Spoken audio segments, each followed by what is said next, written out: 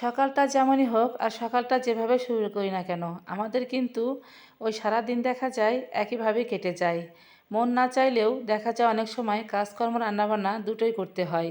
তো সকালবেলা একটু চা বানিয়ে নিচ্ছিলাম, 2-3 দিন ধরা হচ্ছে বেশ ঠান্ডা ঠান্ডা ওয়েদার, আর এই ওয়েদারে কিন্তু একটু চা না খেলে ভালো লাগে না। হঠাৎ করে টিপ টিপ বৃষ্টি আর হালকা বাতাস বসে, তোমাদের কোন কোন এলাকায় এরকমটা হয়েছে অবশ্যই কিন্তু জানাবে। হ্যালো সবাইকে, সবাই কেমন আছো? আশা করি ভালো আছো আর আমি ভালো আছি।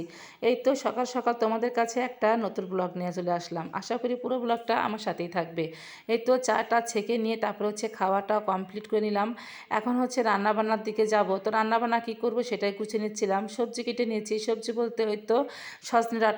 এবার তো হচ্ছে সজনে ডাঁটা মানে খুব খাচ্ছি, প্রতিবারই খাই, আমাদের সজনে ডাঁটা সবাই খুব পছন্দ করে। এদিকে লাল শাক কেটে নিয়েছি, ধোয়া হয়নি। আর এখানে আমি হচ্ছে আলুর পাঁপড় নিয়েছি দু রকমের, একটা হচ্ছে ঝিরিঝিরি পাঁপড়, একটা হচ্ছে গোল পাঁপড়। তো যাই হোক আমি একটু কড়াইটা চুলাতে বসিয়ে দিয়ে দেখছিলাম যে তেলটা হচ্ছে গরম হয়েছে কিনা। তো যাই হোক এই তো পাঁপড়গুলো দিতে এত সুন্দর করে মানে ফুলের মতো একদম ফুলে ফুলে উঠছিল, খুব ভালো লাগছিল দেখতে। তো পাঁপড়গুলো অনেক সুন্দর করে ভাজি করে নিচ্ছিলাম। এরকম ঝিরিঝিরি পাঁপড় ভাজি খেতে কিন্তু বেশ মজাই লাগে। তো মেয়ে তো খুব পছন্দ, সেই জন্য আগে আমি পাঁপড়গুলো ভাজি করে নিচ্ছিলাম। আর এই আলুর পাঁপড় এইসব দিনে খেতে অনেক মজা। তোমরা কে কে এভাবে আলুর পাঁপড় বানিয়ে খাও অবশ্যই কিন্তু জানাবে। আমরা কিন্তু সবাই সচরাচর গোল করে ভাজি, তাই না? এরকম কিন্তু খুব একটা ভাজা হয় না বা বানানো হয় না। তো অনেক সুন্দর করে তো ভাজি করে নিচ্ছিলাম। পাঁপড়গুলো ভাজি করে ভাবতেছি যে আর কি রান্নাবান্না করব। প্রথমে তো দেখলাম যে আগে সজনে ডাঁটা তরকারিটা রান্না করে নেই। আর অনেকগুলোই পাঁপড় ভাজি করে নিয়েছি। তো পাঁপড়টা তোমাদের সাথে একটু শেয়ার করে নিলাম। এত মজার একটা মানে পাঁপড়, বাচ্চারা তো খুব পছন্দ করে। পাঁপড় হলে ওদের আর কোনো কিছুই লাগে না।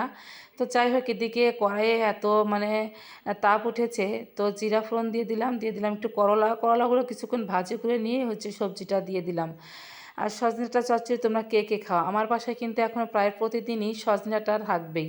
এদিকে হচ্ছে কাঁচামরিচ ফুরিয়ে গেছে, তাই পাকা মরিচগুলো আমি একটুখানি আদা জিরা সঙ্গে নিয়ে বেটে দিয়েছি। এভাবে বেটে রান্না করলে খেতে অনেক মজা লাগে। আর কালারটা কিন্তু অসাধারণ হয়েছে, তাই না? দেখেই তো লোভ হচ্ছিল। তো কিছুক্ষণ নাড়াচাড়া করে ঢাকনা দিয়ে দিলাম একটু জল দিয়ে। তো এই ফাঁকে আবার ভাবলাম যে শাকগুলো ভালো করে একদম খলখলিয়ে ধুয়ে নেই।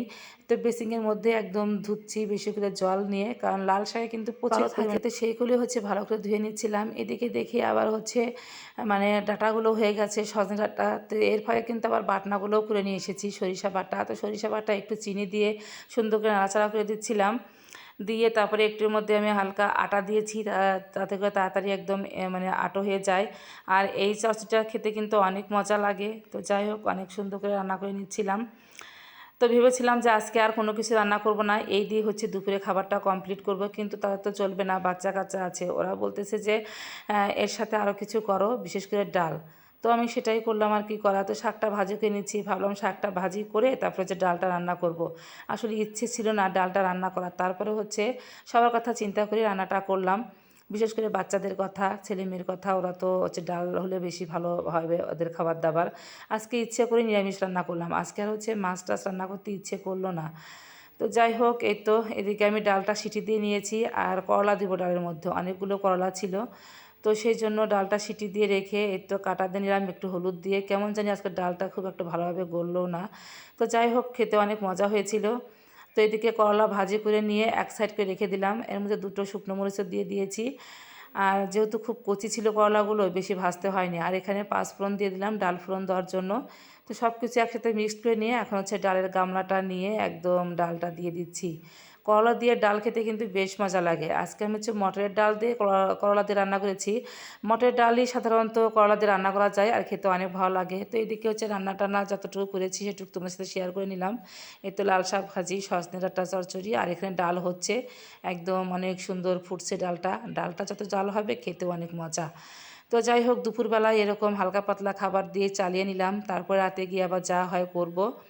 তো জানি না তোমাদের কাছে কেমন লাগে, আসলে আমি প্রতিদিনের রান্নাবান্না তোমাদের সাথে শেয়ার করি। এদিকে দুপুরে রান্নাটা কমপ্লিট করলাম, তারপরে ভাবলাম যে চুলাটা মুছে রাখি, কারণ এই কাজগুলো কিন্তু খুবই জরুরি।